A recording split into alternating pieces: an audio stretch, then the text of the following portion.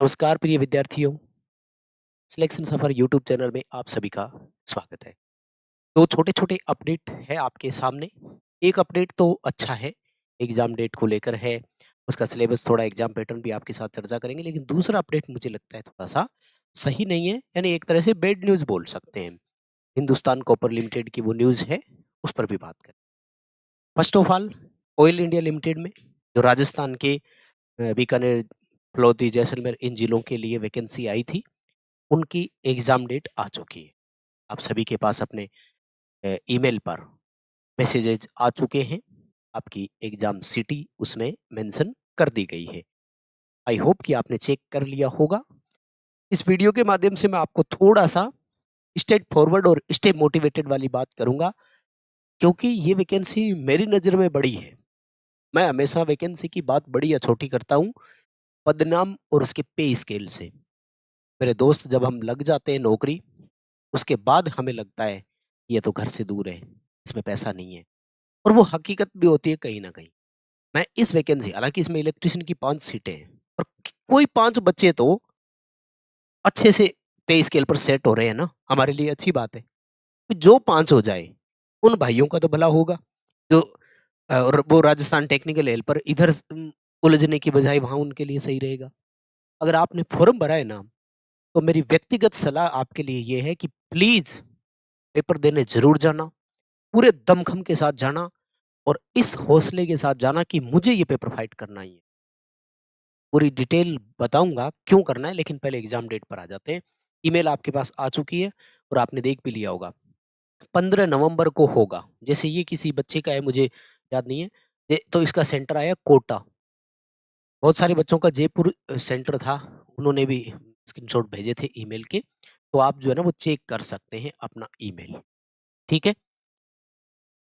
15 नवंबर को होगा पेपर, और जो आपका पेपर की टाइमिंग वगैरह और एग्ज़ैक्ट जो लोकेशन है ना सेंटर की, वो अभी इन्होंने क्लियर नहीं की है। वो एडमिट कार्ड पर होगी। एडमिट कार्ड 3-4 दिन पहले आएगा, क्योंकि सिटी इंटीमेशन जो है वो आपको 15 दिन पहले लगभग इन्होंने दे दिया। तो एग्ज़ाम सेंटर जो है वो आपको, जैसे अब इस बच्चे को कोटा दे दिया, तो भई ये 15 से पहले अपना कोटा में व्यवस्था कर लेगा। अब कोटा में जहाँ कहीं भी आएगा, 1 दिन में एडजस्ट हो जाता है। तो वो और कोई इश्यू नहीं है, और बाकी ये कह रहे हैं कि अगर कोई प्रॉब्लम हो तो आप मंडे टू सैटरडे 9 बजे से 6 बजे इन नंबरों पर कॉल करके कोई भी जानकारी ले सकते हैं। अब देखो, मेरी नज़र में ये भर्ती बड़ी क्यों है? मेरे दोस्त, इसका जो पे स्केल था ना वो 26,600 था। 26,600 है कि 500 है? सॉरी, थोड़ा-सा एक बार कन्फर्म दोबारा कर लूँ भाई? हाँ, 26,600 है। भैया जी, ये 26,600 पे स्केल, मज़ाक नहीं कर रहा हूँ। अगर आप राजस्थान से ही हो, ये राजस्थान वालों के लिए थी। अगर आप राजस्थान से हैं और राजस्थान में टेक्नीशियन जो आईटीआई बेस की वैकेंसी होती है, उसका कंपैरिज़न अगर इससे कर रहे हैं ना, तो इस पे स्केल पर पहुँचने में आपको 8 साल नौकरी करनी पड़ेगी। टेक्निकल हेल्पर की 8 साल की सर्विस के बाद, टेक्नीशियन 3rd पोस्ट के बाद लगभग आप यहाँ पहुँचते हैं। अब सपोज़ करो 8 साल की सर्विस के बाद ये पे स्केल आपका कहाँ होगा? कहीं न कहीं ले दे करके हमें फाइनेंशियल सपोर्ट तो चाहिए होता है ना, नौकरी का मतलब क्या है? हमारे भारत में, हमारे राजस्थान में नौकरी का मतलब ही यही समझा जाता है कि फाइनेंशियली सिक्योर हो गया बच्चा फाइनेंशियली सिक्योर हो गया।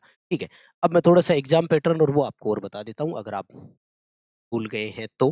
वैसे तो कंप्लीट नोटिफ़िकेशन टेलीग्राम पर है ही, मेन चैनल से आप शायद जुड़े हुए होंगे सभी के लिए, मुझे लगता है, अपडेट मैं देता रहता हूँ, है ना? तो इसमें जो आपका अ, पेपर था ना, उसमें सीबीटी एग्ज़ाम होगा, ठीक है? और उस सीबीटी एग्ज़ाम में 100 क्वेश्चन आएँगे और 2 घंटे का समय रहेगा, है ना? 120 मिनट मिलेगी आपको, 100 एमसीक्यू रहेंगे। 100 एमसीक्यू में 60 क्वेश्चन तो रहेंगे टेक्निकल, यानी आपकी पर्टिकुलर ट्रेड से, ठीक है? अब मौका कम है आपके पास, तो आप चाहें तो टेस्ट से प्रैक्टिस कर सकते हैं। हमने इलेक्ट्रीशियन ट्रेड वालों के लिए जो टॉपिक वाइज़ है टेस्ट सीरीज़ प्रोवाइड करवा रखी है, एप्लीकेशन पर आपको मिल जाएगी, वो ले सकते हैं।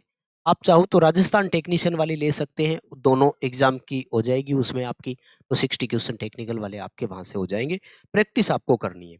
उसके बाद में जो 20 क्वेश्चन आएँगे, वो आएँगे आपके रीज़निंग के, ठीक है ना?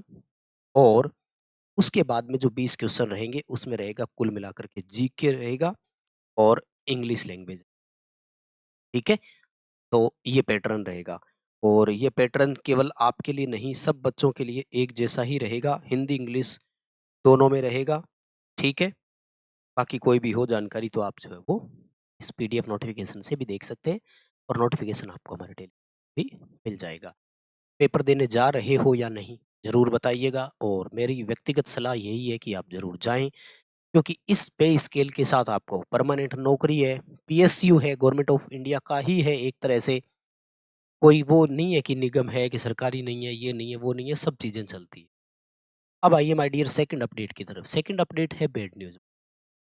बुरी खबर किनके लिए है? हिंदुस्तान कॉपर लिमिटेड में चयनित बच्चों के लिए है।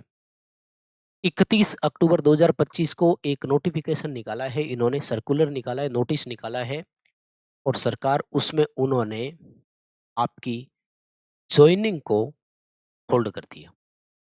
बच्चे सिलेक्ट हुए थे, हमें भी खुशी हुई थी, कुछ बच्चों के मैसेज आए थे कि हमारा सिलेक्शन हो गया है, लेकिन अब इन्होंने जो है वो होल्ड कर दिया है।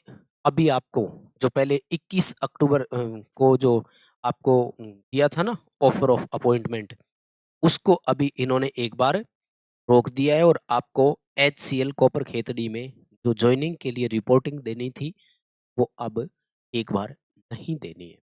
कारण क्या बताया इन्होंने, कोई खास मुझे समझ आया नहीं और ये डिपार्टमेंट ही जाने। हाई कोर्ट में पेंडिंग है केस, वो निर्णय आएगा उनका, उस डिसीजन के बाद ही आगे बढ़ेंगे। Due to a litigation matter related to the advertisement pending before High Court of Jurisdiction of Rajasthan Bench at Jaipur, the offer letter जो 21 अक्टूबर 2025 को इशू किए गए थे, provisionally shorted for the post of chargeman electrical, electrician A, electrician B, welder B, ठीक है, result was declared, इसको क्या करें, are kept on hold till further order, यानी आपके रिजल्ट को होल्ड पर डाल दिया गया है, ठीक है, जो कि विज्ञापन के समय से ही कोर्ट में चल रहा था, केस उसका है। बाकी और हिंदुस्तान कॉपर .com वेबसाइट पर आपको सारी डिटेल जो है वो टाइम टू टाइम मिलती रहेगी और आप यहाँ से देख सकते हैं। रीजन क्या बताया इन्होंने अभी कोई क्लियर नहीं हुआ। कोर्ट में केस पेंडिंग कौन सा था, मुझे लगता है डिपार्टमेंट से, यानी इनसे एक सबसे बड़ी गलती हुई कि ये केविट नहीं लाए। आजकल हर भर्ती में हर डिपार्टमेंट, जैसे राजस्थान टेक्नीशियन भर्ती का मैं एग्जांपल दे दूं आपको, तो टेक्नीशियन भर्ती में पहले से ही केविट आई हुई है। केविट का मतलब होता है डिपार्टमेंट हाई कोर्ट को या मतलब डिस्ट्रिक्ट कोर्ट को पहले ये बोल देते हैं कि भाई इस भर्ती पर किसी भी प्रकार का अगर कोई भी स्टे लेने के प्रयास किया जाता है तो आप हमारे साथ मतलब इसका बहस करेंगे और उसके बाद स्टे देंगे। आप वैसे स्टे नहीं लगा सकते। अब यहाँ कोर्ट ने स्टे लगा दिया एक तरह से, तो शायद गलती इनसे यही हुई है कि टाइम पर केविट नहीं लाए और इस केविट नहीं लाने की गलती का खामियाजा ये भी भुगत रहे हैं और सबसे बड़े खामियाजे भुगत रहे हैं वो बच्चे जिनका सिलेक्शन हो गया। अब कौन इसके लिए जिम्मेदार है वो तो देखो। तो ये 2 ही अपडेट थे। चैनल से जुड़े रहना, इस तरह के अपडेट पर आपके साथ चर्चाएँ होती रहेगी। वीडियो अपने दोस्तों के साथ फॉरवर्ड कर दीजिएगा। बहुत-बहुत धन्यवाद। Thank you very much. Channel subscribe ज़रूर कर लेना, वीडियो को भी शेयर करना।